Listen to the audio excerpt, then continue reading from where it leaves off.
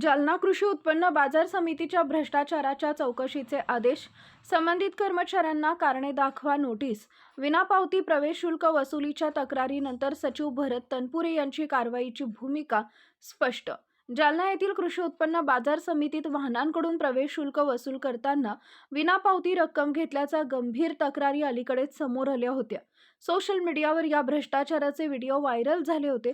तसेच माध्यमांमध्ये पावती भ्रष्टाचाराच्या बातम्या प्रकाशित झाल्यानंतर कृषी उत्पन्न बाजार समितीचे अधिकारी खडबडून जागे झाले. शेतकरी आपला शेतमाल विक्रीसाठी बाजार समितीत घेऊन येतात.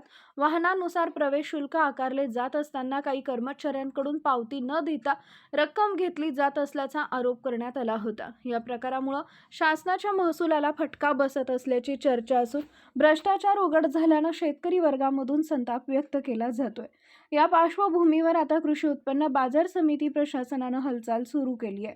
समितीचे सचिव भरत तनपुरे यांनी माध्यमांशी बोलताना सांगितले की संबंधित गेटवरील वाहनांकडून शुल्क वसूल करणाऱ्या कर्मचाऱ्यांना कारणे दाखवा नोटीस बजावण्यात आली आहे. नोटिशीनंतर संबंधितांनी आपला खुलासा सादर केला असला तरी तो समाधानकारक नसल्याचं त्यांनी स्पष्ट केलंय. सचिव तनपुरे यांनी पुढे सांगितले की आगामी संचालक मंडळाच्या बैठकीत हा विषय अधिकृतरित्या मांडण्यात येणार आहे. कृषी उत्पन्न बाजार समिती कायद्यानुसार संबंधित कर्मचाऱ्यांवर योग्य ती शिस्तभंगाची व प्रशासकीय कारवाई करण्याचा प्रस्ताव ठेवण्यात येईल. दोषींवर कठोर पावले उचलली जातील असा इशाराही त्यांनी दिला आहे.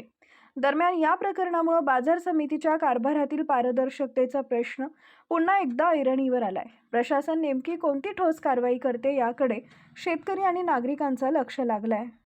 जेव्हा आपण सगळे जे पत्रकार बांधूंनी जे व्हिडिओ करून जे एव्हिडन्स माझ्याकडे सादर केले त्यावर प्राथमिक थोडी माहिती घेऊन चौकशी करून मी संबंधित कर्मचाऱ्यांना एक मेमो देऊन त्यांचं 24 तासात खुलासा मागण्यासाठी कळवलं होतं.